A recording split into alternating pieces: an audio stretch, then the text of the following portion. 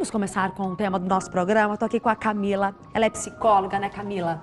Para falar, gente, de um problema que parece só de gente grande, mas está afetando muitas crianças. É a depressão infantil. E o pior é que alguns pais nem se dão conta disso, não percebem. É preciso analisar muito bem o comportamento da criançada, olha só.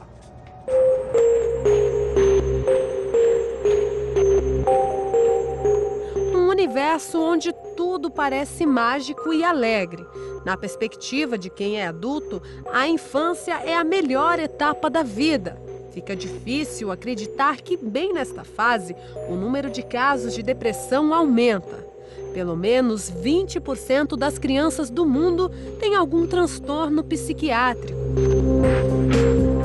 Um dia de manhã ele acordou triste, chorando, e que ele não queria ir para a escola e queria ficar comigo, porque ele me amava e chorava desesperadamente. A Aline engravidou aos 18 anos. No começo, era um garoto cheio de energia, extrovertido e apaixonado por leitura. Depois de presenciar desentendimentos e discussões da família, o filho dela começou a ter mudanças no comportamento. Qualquer coisinha que você falasse para ele, ele estava chorando, desesperado. Muitas vezes a criança fica mais quietinha, não quer brincar e nem sai do lado dos pais. Todo mundo estranha. Foram 3 anos tentando entender o que o menino tinha. Foi aí que a mãe decidiu procurar ajuda. Daí eu consegui a vaga no neuro, tudo certinho, neuropediatra, e ele explicou que não era déficit de atenção, que era um início de uma depressão infantil. E como que está sendo agora, daqui para frente, depois do tratamento? Eu acredito que ele está melhorando. Ele está melhorando bastante. O remédio ele é bom.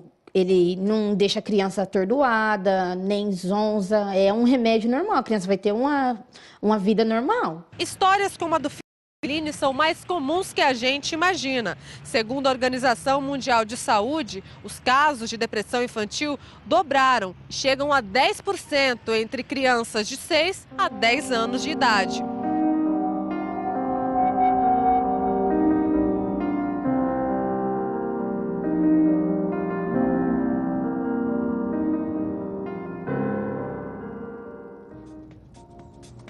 Tá aí, é preciso estar atento de verdade, pais e escolas juntos, porque, como a gente bem viu, tudo tem uma causa, né? A criança não nasce com depressão. Não. Ela, né, desenvolve uma depressão e aí são vários o que acontece com essa criança para que isso se estabeleça nela, né? Não existe, Andréia, não existe um padrão e um único motivo que possa desencadear uma depressão infantil. Mas nós consideramos todas essas questões de relacionamento dentro de casa, a prática, a habilidade parental dos pais. A habilidade parental, ela sempre está relacionada com o desenvolvimento de qualquer transtorno infantil. Então, olha a importância da família, né? O afeto, uma criança que cresce dentro de um lar onde existe respeito mútuo, onde existe amor, onde ela pode ser ouvida, né, sem julgamento, sem muitas cobranças, as cobranças adequadas, né? A educação ela cresce muito mais preparada para enfrentar os desafios da vida. Conflitos conjugais, perdas significativas, a morte de um ente querido, o desaparecimento ou a perda de um bichinho de estimação, algumas brincadeiras inadequadas na própria escola, né? O próprio bullying, uma doença grave na família. O fator hereditário também é importante, também é uma causa da depressão infantil. Quando a gente fala, claro, né, de quem que é a responsabilidade de identificar uma criança com depressão, dos pais ou da escola?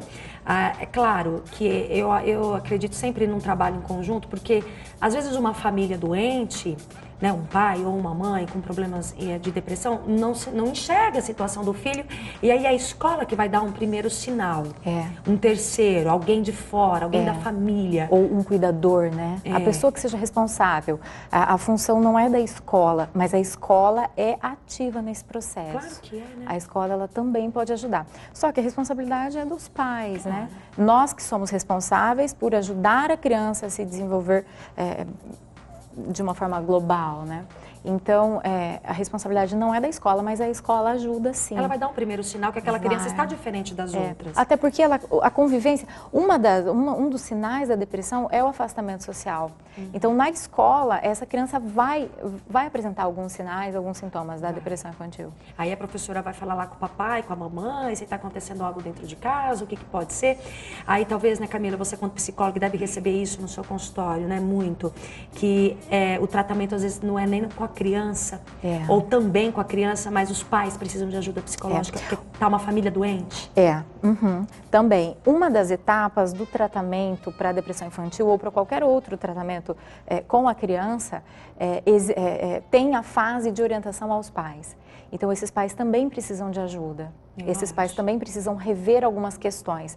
Mas, assim, em muitos casos, são questões fáceis de se resolver. E existem os casos onde, inclusive, os pais precisam de um acompanhamento, precisam de psicoterapia, ter, às vezes, encaminhamento a psiquiatras e tal.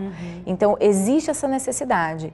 E é muito positivo quando a família identifica e busca, e se permite buscar essa ajuda. Porque o principal, o mais positivo de tudo isso é que quando é feito um diagnóstico precoce, essa criança ela vai desenvolver a habilidade social adequada para conseguir superar os desafios, para conseguir conversar sobre a doença, para conseguir conversar sobre o sofrimento dela. Embora seja um sofrimento, a criança não identifica como algo que pode ser aliviado. Então a criança não fala sobre a dor. Como no exemplo, como no vídeo, a criança dizia que queria estar com a mãe. Então, olha a insegurança, né, o sentimento de culpa, a apatia, a dificuldade, a diminuição da capacidade de sentir prazer nas coisas simples da vida, né, a idealização de frases autopunitivas e coisas negativas, né, sobre ela. Tudo isso é sinal. Mudanças bruscas de comportamento, o choro excessivo, ideações suicidas, né, que hoje acontece tanto com adolescentes, aí, né? Daqui a pouquinho a gente vai falar mais deste assunto. Está chegando muita pergunta, muito depoimento sobre isso. É um assunto que está presente nas famílias, em casa. Nosso WhatsApp é o 999916161 e daqui a pouquinho a gente vai ler e comentar cada questão, tá? Participe, se você quiser, não precisa se identificar, tá bom? Pode mandar sua pergunta para cá, que a gente lê, esclarece, comenta sobre o caso sem problema algum. Na verdade, a gente quer discutir isso junto com você aí, tá joia?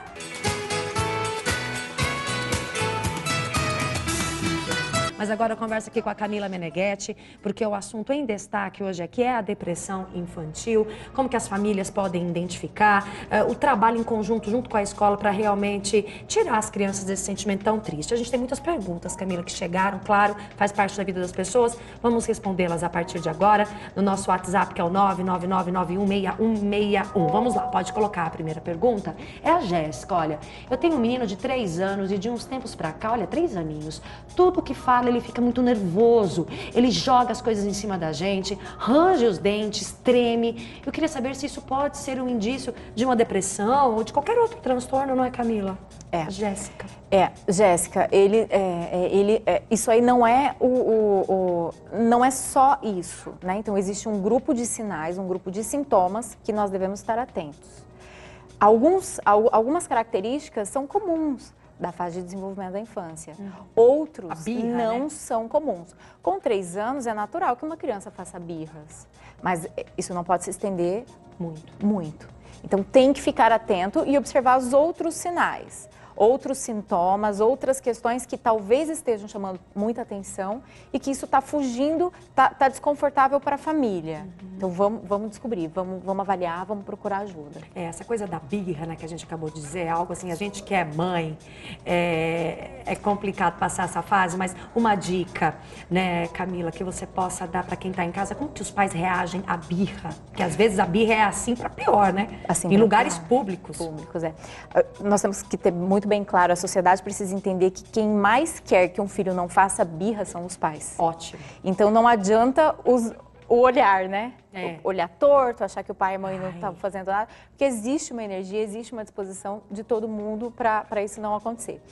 Em primeiro lugar, a gente precisa entender o que é que essa criança está querendo dizer com essa birra. Então, vamos dar ouvido para essa criança, perguntar o que é que você quer dizer com isso. O que é que você está sentindo? E ensinar para essa criança que, eventualmente, ela será frustrada e que isso não é o fim da vida, que isso faz parte. Ela, com certeza, vai se fortalecer muito mais, entendendo que essa frustração faz parte da vida. Resistir essa birra, né? Resistir essa birra. É o papel principal dos pais ali. Exatamente. E não manter uma atitude repressora e totalmente negativa. É importante que a criança tenha limite, que ela precise desenvolver um repertório rico de comportamento para conseguir falar o que sente sem fazer birra. Mas para isso ela precisa de modelo. Ela precisa de pais com saúde mental, ela precisa de um ambiente acolhedor, ela precisa de professores dispostos a ensinar, né, a acolher essa criança também. Legal. Vamos a mais uma pergunta que chegou pra gente pelo WhatsApp. Essa não tem identificação. Olha só, meu irmão tem 7 anos e parece estar com um começo de depressão infantil.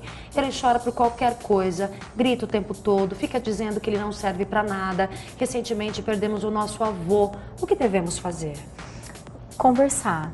Perguntar o que é que ele sente, nomear esses sentimentos. A depressão no adulto é muito mais fácil de ser diagnosticada porque o adulto fala. A criança não fala, então a criança chora, a criança grita, a criança fica agressiva. Ela se coloca em uma posição de muito negativismo. Então ela fala coisas ruins sobre ela tem ideações de morte, inclusive, né? Ela acredita que é melhor morrer do que estar ali.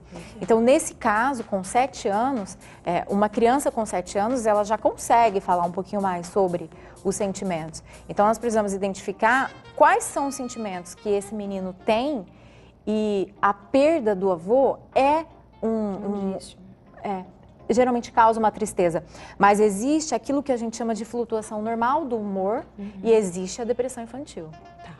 O que é clássico são aqueles sinais, aqueles sintomas que realmente vêm com uma intensidade muito maior e uma frequência muito maior. Então, sintomas clássicos, Camila, para a gente finalizar a nossa conversa. A anedonia, que é a perda de capacidade de sentir prazer nas coisas simples da vida. O afastamento social, o retraimento, né?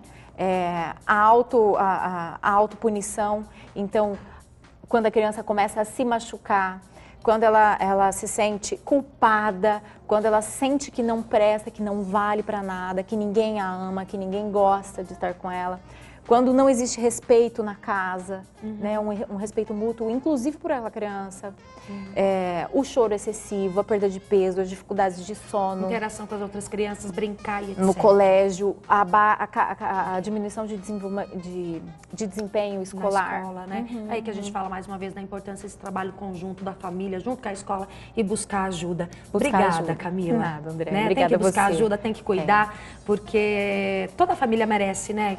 Toda sair família disso. merece. Toda família merece. Obrigada pela sua Obrigada presença, a você, viu? Imagina. Mais uma vez aqui com a gente, né? Muito Falando obrigada, deste assunto Andréia. que faz parte da vida das pessoas, não é?